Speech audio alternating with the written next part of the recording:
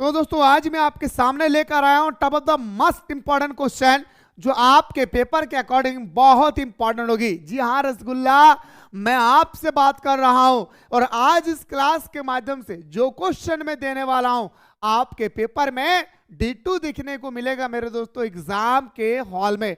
एकदम मेरे दोस्तों रट्टा नहीं लगाना है, ये बंदा गारंटी देता है मेरे दोस्तों कि अगर आप ऑनेस्टी पूर्वक इस वीडियो का अगर आप इस क्लास को सही तरीके से देख लेते हैं तो मेरे दोस्तों आपके दिमाग को मैं छेद करके नहीं घुसा दिया तो फिर कहना मेरे भाई। आइए रसगुल्ला, अशोक के धर्म के विषय में आप क्या समझते हैं मेरे दोस्त। मैं इस टॉपिक को बताने से पहले मैं चाहता हूं कि अशोक का धर्म क्या है, इससे मैं देसी भाषा में झारखंडी भाषा में मैं समझाने की कोशिश करता हूं, गौर से सुनेगा दोस्तों। आप सभी को पता है कि अशोक ने 261 ईसा पूर्व में कलिंग का युद्ध करवाया था। क्या मेरे भाई मोहब्बत से बोलिए, 261 ईसा पूर्व में अशोक ने कलिंग युद्ध करवाया था। और दोस्तों इस कलिंग युद्ध में इतने लोगों की मृत्यु हुआ कि हमारा दोस्तों कहा जाता है कि आज तक कोई ऐसा युद्ध नहीं हुआ जितना दोस्तों हमारा कलिंग युद्ध में मरा है, इतना कोई युद्ध में नहीं मरा है मेरे दोस्त। कलिंग युद्ध में हमारा अशोक जो है आगे पीछे दाएं बाएं ऊपर नीचे जिधर देख रहे थे मेरे दोस्तों सिर्फ रक्त ही रक्त नजर आ रहा था, ब्लड ही ब्लड नजर आ रहे थे। उस समय मेरे भाई अशोक जो है ठान लिया भाई कि जिंदगी में जब तक जान में जान रहेगी हम कभी युद्ध नहीं करेंगे। क्या मेरे भाई, मुस्कुरा कर बोलिए, हम कभी भी युद्ध नहीं करेंगे। याद रखिएगा दोस्तों, तब उन्होंने क्या किया मेरे भाई कि उन्होंने आपका धर्म सॉरी भाई उन्होंने युद्ध नीति को छोड़ करके धर्म नीति को अपनाया। उन्होंने युद्ध करना छोड़ दिया और दोस्तों उन्होंने एक नया धर्म को स्वीकार किया जिस धर्म का था नाम, याद रखिएगा दोस्तों, हमारा बौद्ध धर्म। अशोक ने दोस्तों अपने प्रजा की नैतिक उत्थान करवाने के लिए कुछ नैतिक नियम रखे। कहा हम सबका विकास तो करेंगे लेकिन इसके पीछे कुछ नियम होगा और इसी नियम को मेरे दोस्तों क्या कहा गया, अशोक का धर्म। मेरे भाई मुझे बताया जो मैं बताया मेरे दोस्तों, मुझे उम्मीद है कि आपको समझ में आ गया होगा। अगर फिर भी नहीं आया मेरे दोस्तों, मैं एक लाइन में बता रहा हूं अशोक का धर्म क्या है, सुनिए।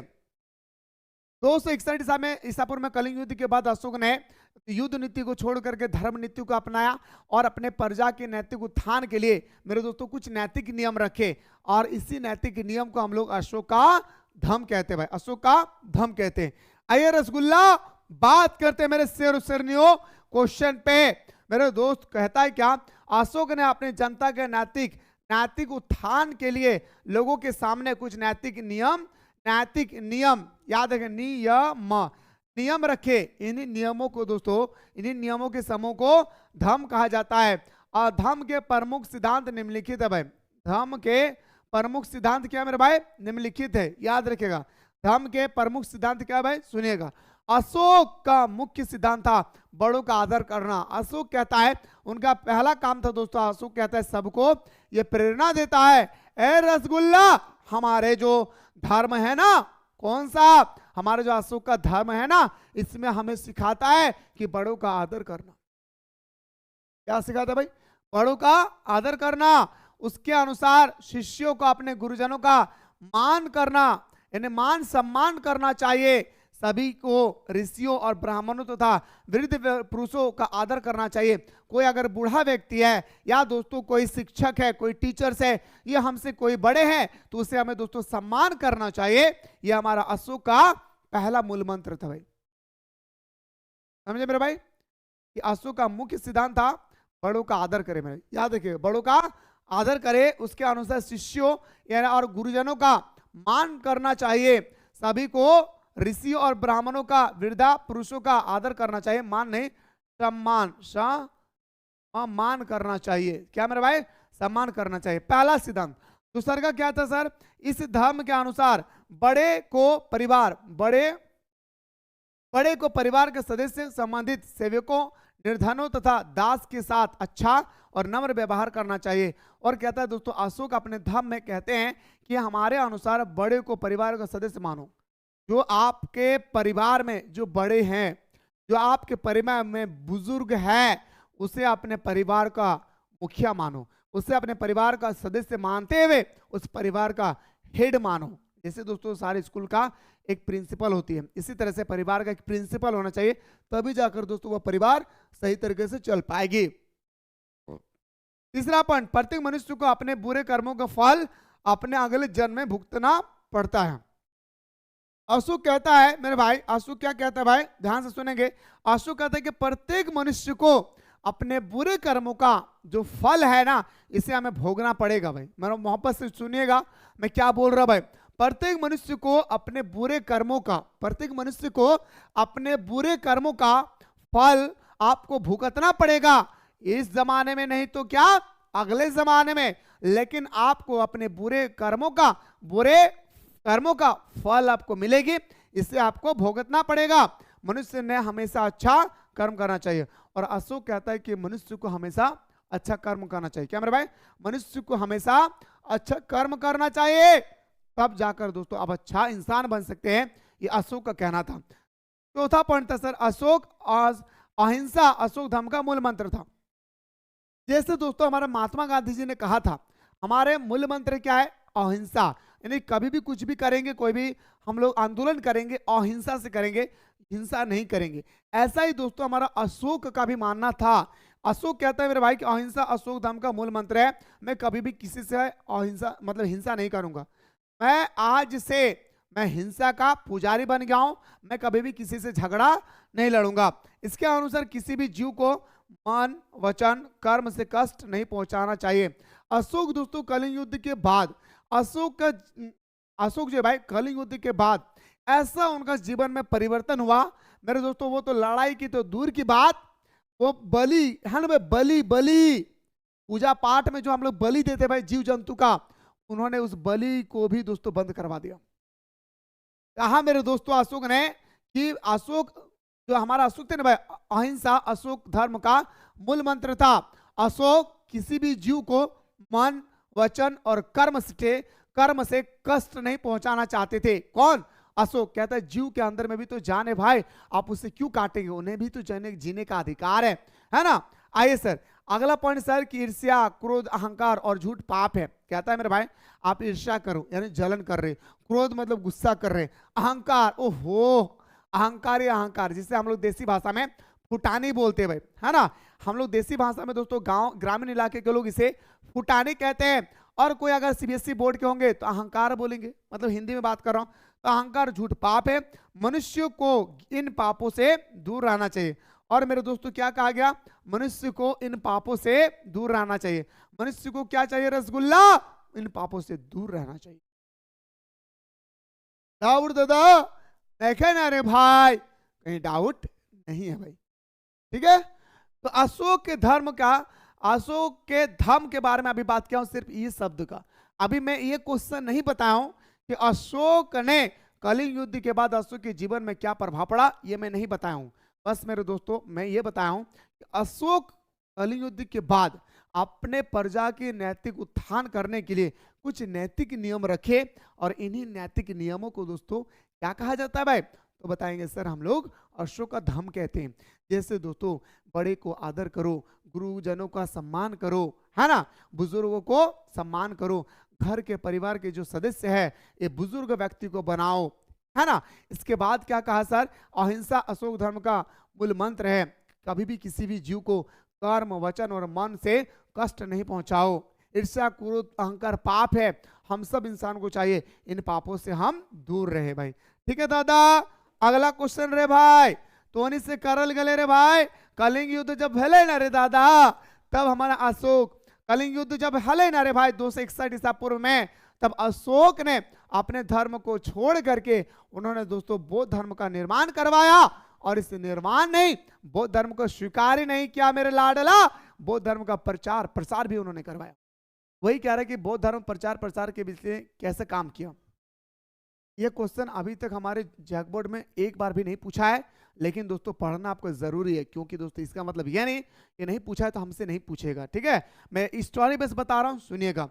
कलिंग युद्ध के उपरांत अशोक ने बौद्ध धर्म में से प्रचार प्रसार शुरू करने के लिए तन मन धन से कार्य किया। और अशोक ने दोस्तों जब 261 ईसा पूर्व में कलिंग युद्ध पूरी तरह से हो गए, कलिंग युद्ध के बाद अशोक ने बौद्ध धर्म को स्वीकार किया। और दोस्तों उन्होंने कहा मैं तो बौद्ध धर्म को स्वीकार किया हूँ, मैं दोस्तों इस बौद्ध धर्म का प्रचार प्रसार करना चाहता हूं। तब हमारे दोस्तों अशोक ने जब बौद्ध धर्म का प्रचार प्रसार करने लगे, तब दोस्तों उन्होंने कहा कि मैं अपने मन तन धन से हम कार्य करेंगे और बौद्ध धर्म को लोगों के घरों घरों तक पहुंचाएंगे। ठीक है। अशोक ने महात्मा बुद्ध से संबंधित तीर्थ स्थलों लुम्बिनी, कपिलवस्तु, गया, कुशीनगर तथा श्रीवास्तव की यात्रा की। मतलब महात्मा बुद्ध जो दोस्तों हमारा बौद्ध धर्म के संस्थापक है, महात्मा बुद्ध दोस्तों जहाँ पे सबसे पहले उपदेश दिया था, महात्मा बुद्ध ने सबसे पहले उपदेश कहाँ दिया था? सारनाथ में, वहाँ पे गया। कुशीनगर जहाँ इसकी मृत्यु होती है वहाँ पे जाता है मेरे दोस्तों। इसके बाद दोस्तों वो लुम्बिनी जाते हैं जहाँ उनका जन्म होती है ना। इसके बाद कपिलवस्तु जाते हैं, सब जगह दोस्तों श्रीवास्तव जाते हैं जहाँ सबसे ज्यादा उपदेश दिया था उन्होंने, श्रीवास्तव की यात्रा की और जिन सिद्धांतों का प्रचार किया उनका पालन स्वयं भी किया।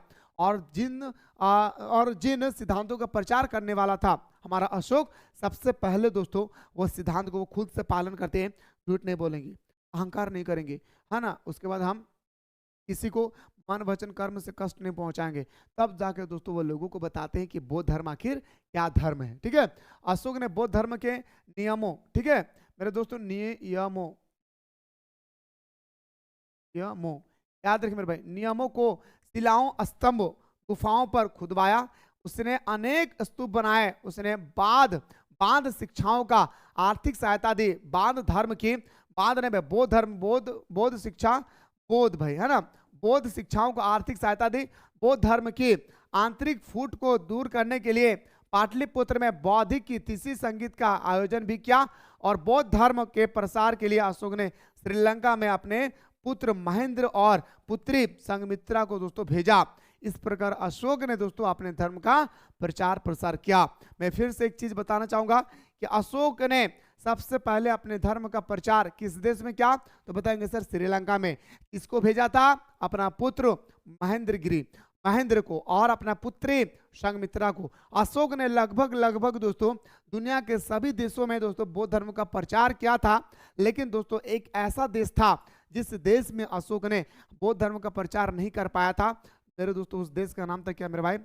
याद रखिएगा, इंग्लैंड। क्या नाम था मेरे भाई? इंग्लैंड। ये मेरे भाई ऑब्जेक्टिव पूछा गया था 2022 के एग्जाम पे कि अशोक ने किस देश में अपने धर्म का प्रचार नहीं कर पाए थे? तो बताएंगे सर इंग्लैंड में। कहां पे मेरे भाई? इंग्लैंड में। ठीक है। मुझे उम्मीद है रसगुल्ले कि आप लोगों को बहुत सुंदर तरीके से समझ में आ गया होगा। ज्यादा समय नहीं वेस्ट करेंगे भाई इसमें। आप सबसे इंपॉर्टेंट क्वेश्चन, ए मेरे लाडला, जितना बता रहा हूं ना कर लीजिएगा, बाहर नहीं आएगा। कलिंग युद्ध के बाद अशोक के जीवन में दोस्तों क्या प्रभाव पड़ता है? मैं दोस्तों इसको बताने से पहले मैं चाहता हूं दोस्तों कि मैं आपको सबसे पहले मेरे भाई, मैं आपको अशोक के बारे में दोस्तों कि आपको कुछ बातें बताऊं। अशोक ने दोस्तों, हमारा गौर से सुनेगा, स्टोरी सुनेगा, मजा आएगा मेरे दोस्तों। अशोक ने 261 ईसा पूर्व में कलिंग युद्ध करवाया। गौर से सुनेगा। अशोक ने 261 ईसा पूर्व में कलिंग युद्ध करवाया। ठीक है। इस कलिंग युद्ध में इतने लोगों की मृत्यु हुई मेरे दोस्त, लोग तो दूर की बात, जीव जंतु का भी इतनी हत्या हुई कि अशोक ने कभी सोचा तक नहीं था इतनी भयंकर युद्ध हो जाएगी। अशोक बताते हैं अपने युद्ध के बारे में कि मैं आगे पीछे दाएं बाएं ऊपर नीचे, मैं जिधर दिख रहा हूं हर तरफ मुझे सिर्फ और सिर्फ रक्त ही रक्त नजर आ रहा है।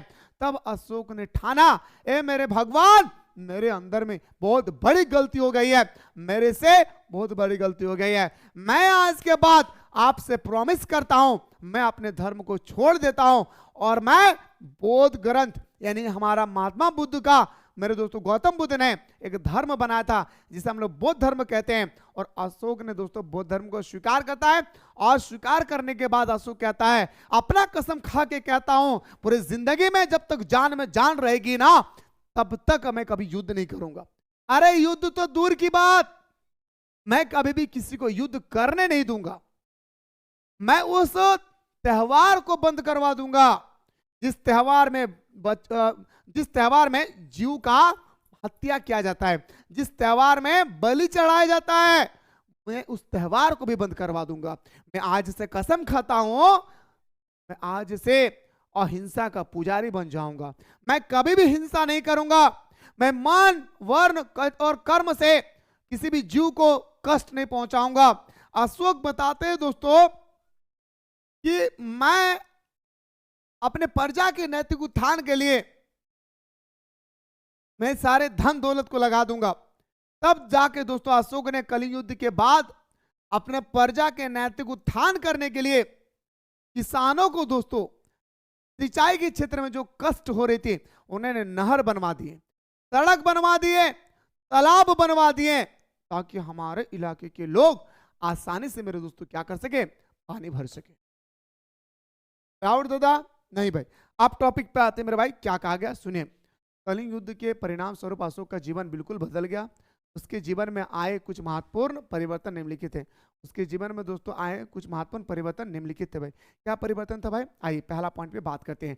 कलिंग युद्ध में हुए रक्तपात को देखकर अशोक ने युद्ध घोष के स्थान पर धर्म घोष करने का फैसला किया। उन्होंने कहा मैं युद्ध नहीं करूंगा, मैं आज से धर्म घोष की नीति को अपनाया हूं। मैं इस धर्म को अपनाया हूं, मुझे अच्छा लगा, मैं लोगों को भी बताऊंगा धर्म को स्वीकार करें। यानी कि अब हिंसा को छोड़ दिया और अहिंसा का पुजारी बन गया। अधर्म को उन्होंने वहीं छोड़ दिया। अधर्म का मतलब दोस्तों अपने धर्म को उन्होंने वहीं छोड़ दिया। ठीक है। इस युद्ध के बाद अशोक अहिंसा का पुजारी बन गया। युद्ध के साथ साथ उसने मांस खाना तथा शिकार करना भी बंद कर दिया। क्या रहेगा, ना बांस ना बजेगी बांसुरी। उन्होंने अपने साम्राज्य में, अपने प्रजा में दोस्तों शिकार करना भी बंद कर दिया। क्या कर दिया रसगुल्ला, उन्होंने शिकार करना भी बंद कर दिया। कोई व्यक्ति शिकार नहीं करेंगे, अगर कोई शिकार करते हैं तो मैं उनका शिकार करवा दूंगा। इसलिए लोग जो है ना डर से शिकार नहीं करते थे। लोग दोस्तों मांस खाना छोड़ दिए, है ना। तीसरा, अशोक ने बौद्ध धर्म ग्रहण कर लिया। इससे राजधर्म घोषित करके इसके प्रचार कार्य में जुट गए। और दोस्तों अशोक ने बौद्ध धर्म को स्वीकार किया और बौद्ध धर्म के प्रचार प्रसार करने के लिए अपने बेटा महेंद्र और बेटी संघमित्रा को दोस्तों सबसे पहले उन्होंने श्रीलंका भेजा। ठीक है। तो था अशोक प्रजा को देखभाल करने वाला बन गया और उन्होंने संबंधित अनेक कार्य किए। और अशोक ने दोस्तों अपने प्रजा का देखभाल करने वाला बन गया। अरे ये वो अशोक है जो दोस्तों युद्ध करवाता था। आज दोस्तों ये वो अशोक बन चुका है। जी हाँ, आज ये वो अशोक बन के आए जो दोस्तों अपने प्रजा के नैतिक उत्थान के लिए तरह तरह के काम करवाएं, कुआं खुदवाएं, नहर बनवाएं, तालाब बनवाएं, सड़क का निर्माण किए। ये था सर क्वेश्चन कि कलिंग युद्ध के बाद अशोक पर क्या प्रभाव पड़ा। मेरे रसगुल्ले, ये उम्मीद है मेरे भाई कि आप लोगों को बहुत सुंदर तरीके से समझ में आ गया होगा। अब बात करते सर चंद्रगुप्त मौर्य की जीवनी की और उपलब्धियों को समझाया। जो हमारे चंद्रगुप्त मौर्य थे ना भाई, के जीवनी के बारे में दोस्तों आपको क्या करना है भाई, समझाना भाई। ठीक है, सुनिएगा। अब क्या होता है मेरे भाई, गौर से सुनिएगा भाई। ठीक है। चंद्रगुप्त मौर्य का जन्म 345 ईसा पूर्व में हुआ। इनका शासनकाल 322 से लेकर के 198 ईसा पूर्व तक चला। चंद्रगुप्त मौर्य ने दोस्तों मौर्य साम्राज्य की स्थापना किया। गौर से सुनेगा।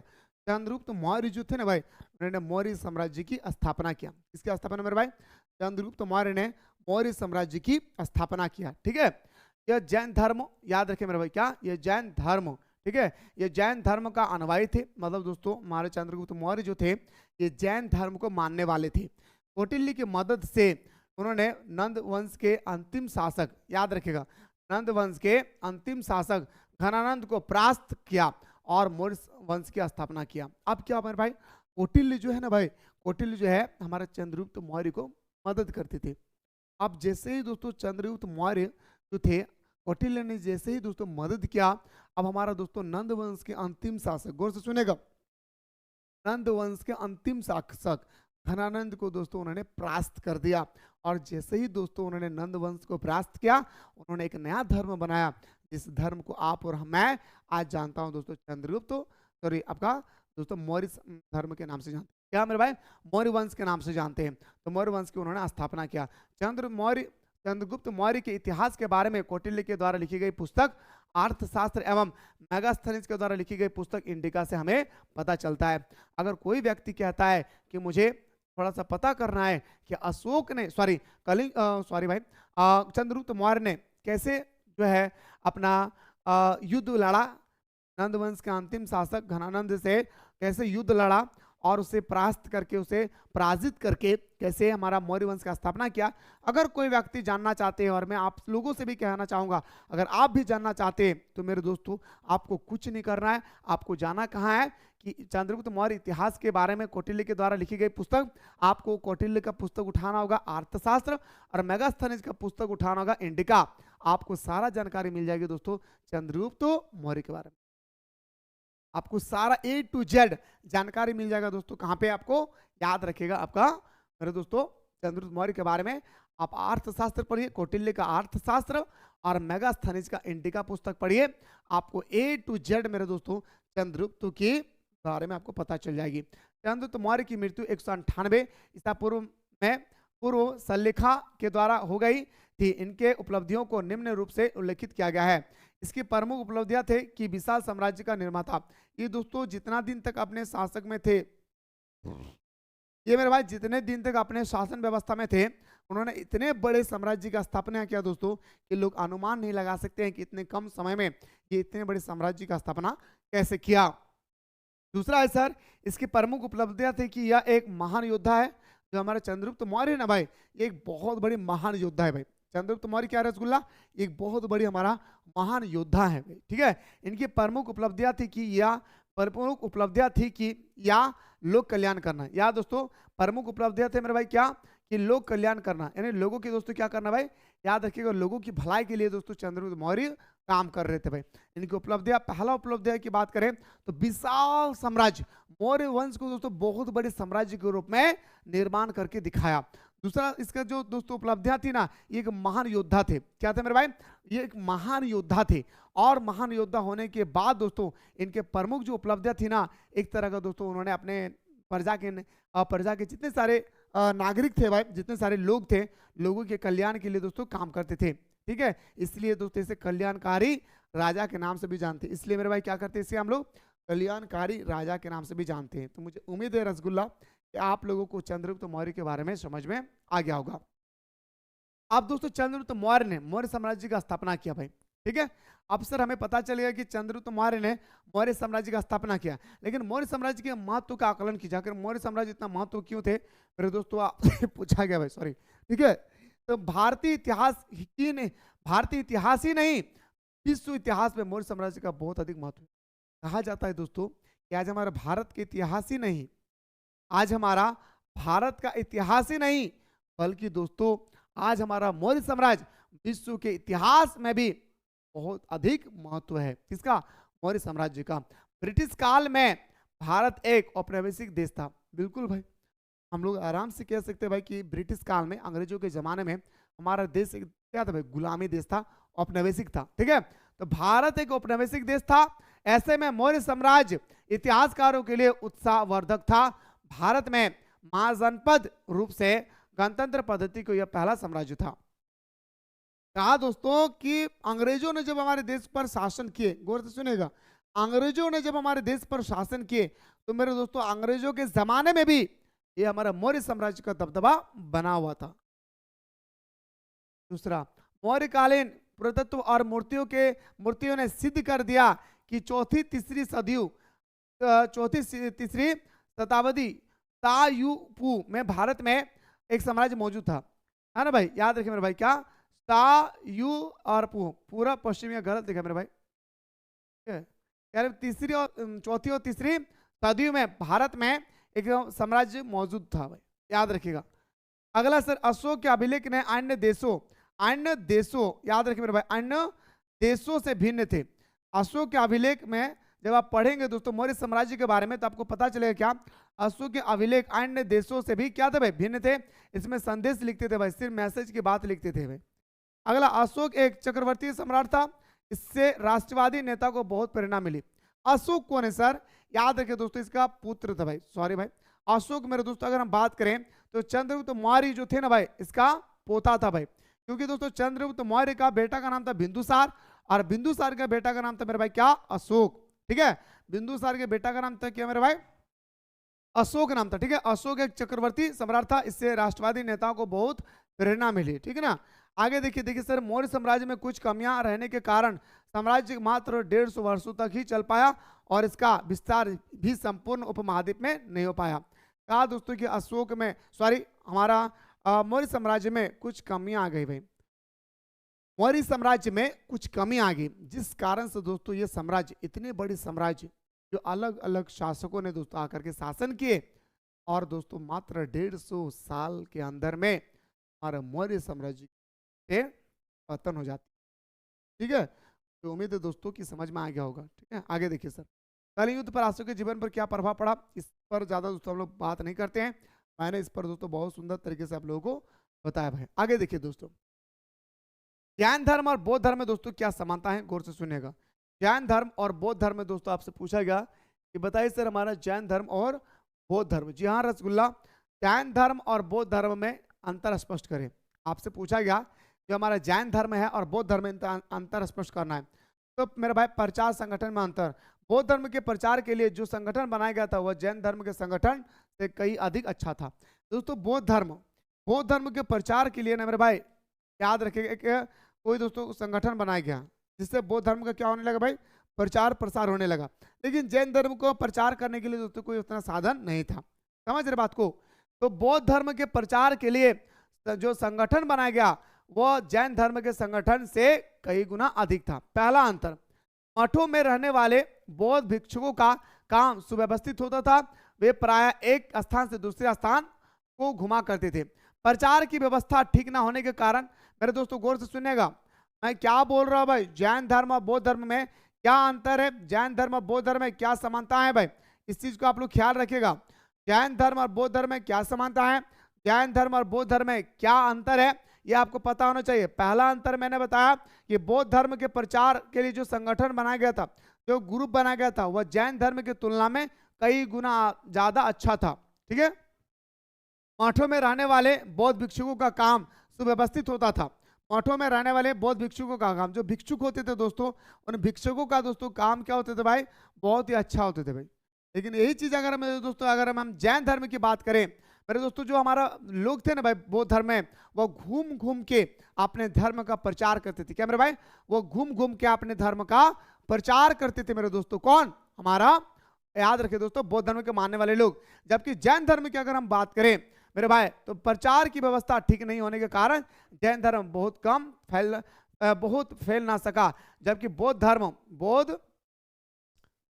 धर्म आज भी संसार के बड़े धर्मों में गिना जाता है। जैन धर्म के भिक्षुक अपने कार्य में इतने चतुर नहीं थे और ना ही उनका धर्म बौद्ध धर्म के भांति एक प्रचारक धर्म था। बौद्ध धर्म दोस्तों जैसे हमारा पूरी दुनिया में विख्यात है और पूरा विश्व में दोस्तों एक धर्म के रूप में हमारा देखा जाता है क्या, बौद्ध धर्म। इसी तरह से दोस्तों कहा जाता है कि जैसे बौद्ध धर्म का प्रचार हुआ ऐसा जैन धर्म का नहीं हो पाया। जैसे बौद्ध धर्म के लोग घूम घूम के प्रचार किया, ऐसे दोस्तों जैन धर्म के अंदर में कोई ऐसा व्यक्ति नहीं था जो अपने धर्म का प्रचार कर पाए। ठीक है, ये था सर इनका पहला अंतर। दूसरा अंतर की अगर हम बात करें रसगुल्ला सुनिएगा, दूसरा अंतर था जैन मत वाले के दो बड़े अंग हैं, श्वेतंबर और मैं आपको बता चुका भाई। जैन धर्म का दो भाग है भाई, श्वेतंबर और दिगंबर, दो भाग है भाई। जैन धर्म का दो भाग है मेरे भाई, एक हमारा श्वेतंबर, एक हमारा दिगंबर। गौर से सुनेगा मेरे भाई तो फिर मजा आएगा। जैन वाले के दो बड़े अंग है, श्वेतंबर जो श्वेत रंग के कपड़े पहनते थे और दिगंबर जो बिल्कुल नंगा रहते थे भाई। श्वेत धारण करने वाले भाई तो श्वेतंबर जो के पीछे बहुत बड़ी स्टोरी है, थोड़ा सा बता देता हूँ। जब दोस्तों हमारा महावीर स्वामी का मृत्यु हो गई, गौर से सुनेगा, जब हमारा महावीर स्वामी का मृत्यु हो गया दोस्तों, हमारा जैन धर्म पूरी तरह से टूट गई। ठीक है, टूट के बाद मेरे दोस्तों कहा कि मैं, कुछ लोग ऐसे थे जो दोस्तों महावीर स्वामी के बताए हुए सिद्धांत पर कर चलते थे। कुछ लोग ऐसे थे बोले अरे यार मर गए तो मरने दो, अब हम लोग कोई नया धर्म को स्वीकार करते हैं, लोग अलग हो जाते हैं। तो ऐसे दोस्तों दो भाग में टूट गया, एक कहला हमारा श्वेतंबर, एक हमारा दिगंबर। श्वेतंबर उसे कहते हैं दोस्तों जो हमारा सफेद वस्त्र धारण करते थे, सफेद रंग का कपड़ा पहनते थे। दिगंबर उसे कहते हैं दोस्तों जो नंगा रहते थे। बस इतना याद रखिएगा। ठीक इसी तरह से दोस्तों याद रखिएगा बौद्ध धर्म में भी दोस्तों क्या होगा भाई, गौर से सुनेगा, बौद्ध धर्म में भी दोस्तों बौद्ध धर्म भी दोस्तों गौतम बुद्ध की मृत्यु के बाद बौद्ध धर्म भी दोस्तों जाकर के दो भागों में बट गया, एक हीनयान और एक महायान। याद रखिए, एक हीनयान और एक हमारा महायान भाई। ठीक है मेरे भाई, अब बात करते वेशभूषा। जनमत वाले के दो बड़े अंग है, श्वेतंबर और दिगंबर। जो श्वेतंबर मतलब जो कपड़ा पहनते थे सफेद रंग का, दिगंबर जो बिल्कुल नंगा रहते थे। इनका नगन रहना आध्यात्मिक उन्नति में एक बड़ी बाधा रही। बौद्ध मत के भिक्षु नंगन नहीं रहते थे।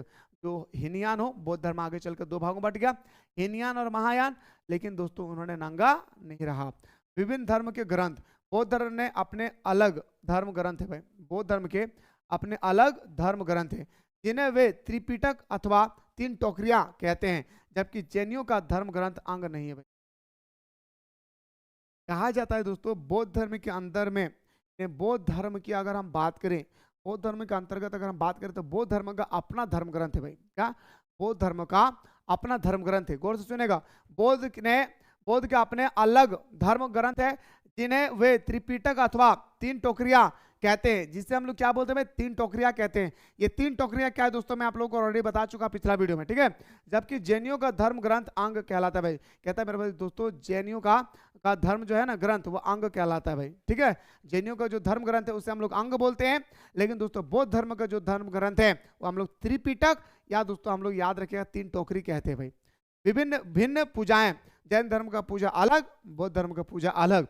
बौद्ध धर्म की पूजा व्यक्ति बौद्धित्व है, परंतु जैनियों के ऊपर से व्यक्ति 24वें तीर्थकर है। दोस्तों ये लोग क्या करते हैं? भगवान का पूजा करते थे, और ये लोग दोस्तों जो 24वें तीर्थ करते हैं, हमारा महावीर स्वामी जैन, इसकी पूजा करते थे।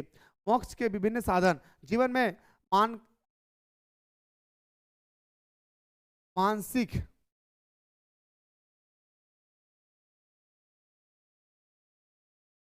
याद रखेगा, ठीक है। मोक्ष के विभिन्न साधन, जीवन में मानसिक शांति पाने के लिए बौद्ध वाले बुद्ध के बताए हुए अष्टमार्ग पर चलते थे। मेरे दोस्तों जो हमारे गौतम बुद्ध थे ना, वो 8 सिद्धांत दिए थे, एक दो नहीं भाई। गौतम बुद्ध ने टोटल मेरे भाई कितना सिद्धांत दिए थे? 8 सिद्धांत दिया था। और दोस्तों बौद्ध धर्म के जितने सारे अनुयायी थे, सारे दोस्तों लोग जो है ना, अपने मानसिक शांति बनाए रखने के लिए बौद्ध धर्म के द्वारा दिया गया अष्टी मार्ग को अपनाते थे। बौद्ध धर्म ने जो भी सिद्धांत दिया है, सारे सिद्धांतों को दोस्तों वो क्या करते थे भाई? फॉलो करते थे, ठीक है। जबकि जैनमत वाले अपने त्रिरत्न का अनुपालन करते थे। जबकि मेरे भाई याद रखे, जबकि जैनमत वाले अपने त्रिरत्न का अनुपालन करते थे। त्रिरत्न किससे संबंधित है? जैन धर्म से। त्रिपिटक किससे संबंधित है? बौद्ध धर्म से। आपको मेरे रसगुल्ले, आपको इतना आपको यहाँ पे याद होना चाहिए दोस्तों। मैं आप लोगों को पहले ही बता चुका हूँ, ये जितने सारे क्वेश्चनों के बारे में अभी हम लोग फिलहाल चर्चा कर रहे हैं, कि जिस क्वेश्चन को दोस्तों हम लोग जितना तारीफ करें बहुत ही कम है भाई, ठीक है। अगला क्वेश्चन बढ़ने से पहले मेरे दोस्तों मैं चाहता हूं कि अगर आप लोग चाहते हैं कि सर अगला क्वेश्चन फटाफट बताइए, तो मेरे भाई आप लोग जल्दी से कमेंट सेक्शन में कमेंट करें। हर एक वो क्वेश्चन बता दूंगा मेरे रसगुल्ले, जो आपके एग्जाम में पूरी के पूरी आने की संभावना है।